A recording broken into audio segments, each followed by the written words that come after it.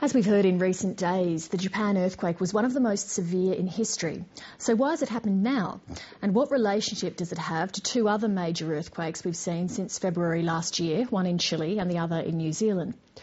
Professor Kerry Sieh is a seismologist with the California Institute of Technology. He's currently working with Singapore's Earth Observatory, and he joined me from there earlier.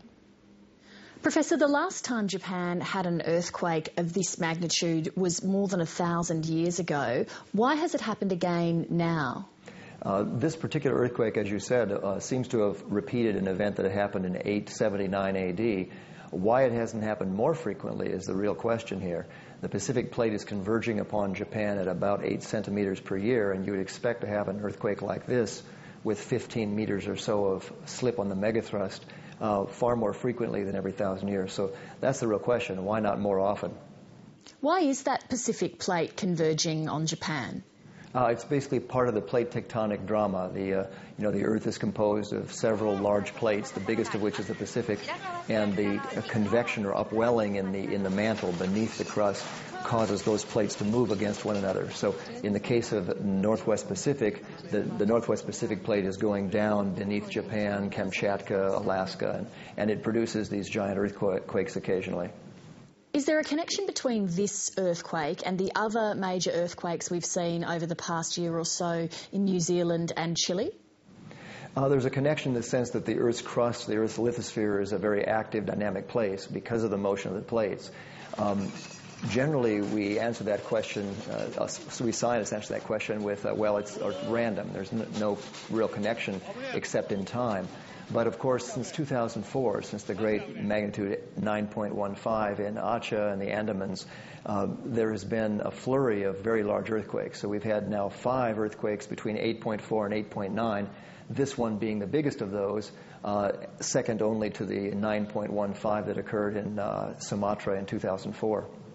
And so what are scientists making of that? Well, that sort of flurry of giant earthquakes has only occurred a couple of times in the historical record. So we know there was a flurry of very large earthquakes in the 1830s, one of which Charles Darwin felt while he was in Chile during the voyage of the Beagle, and then again in the 1950s and early 1960s. So the 2004 earthquake began a sequence that is now continuing through the Chilean earthquake of last year, through the earthquake recently in Japan. We don't know yet whether that's going to be the end of it or whether, in fact, this extraordinarily robust sequence of great earthquakes will continue. So there's no way of predicting what might lie ahead?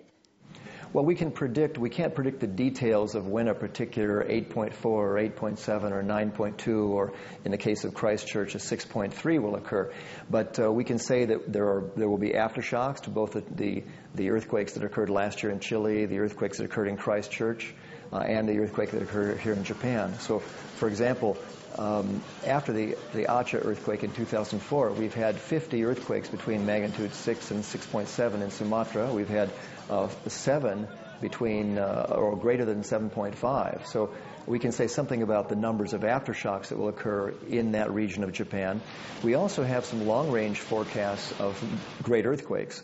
For example, there's an 8.8 that we've forecast off the west coast of central Sumatra that has yet to happen. There are concerns about northern Chile, about southern Peru, which haven't had great earthquakes for a long, long time. Similarly, the Ryukyus between Taiwan and southern Japan, and even parts of Japan still have the possibility of magnitude 8s or so in the next few decades. To pick up on that point about aftershocks in Japan, when will Japan be through the worst of this?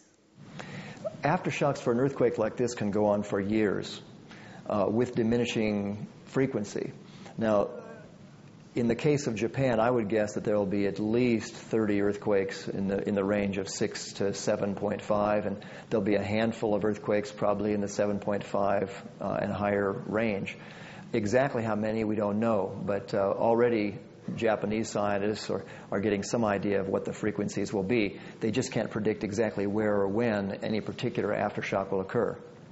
That must make things incredibly difficult for the rebuilding and the recovery planning. Well, the aftershocks tend to be smaller. I think anything the size of the tsunami that just happened is very, very unlikely anywhere in Japan in the foreseeable future. But certainly a magnitude 6.5 under an important city could produce some important damage. Witness what happened in Christchurch. The 7.1 last year didn't produce much damage and no deaths in Christchurch, but then the aftershock that occurred directly under the city last month produced several hundred deaths and a great deal of building destruction. I've read that the earthquake shifted the Earth's figure axis, which is the axis that the Earth's mass is balanced around. What is the effect of that on the planet?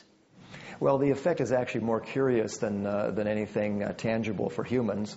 When you kick the Earth, so to speak, like a soccer ball with a big earthquake like this, you move things around, and so what happens is the Earth's spin is a little bit affected, and the Earth wobbles a little bit. So it's more of a curiosity for the average person than an important observation.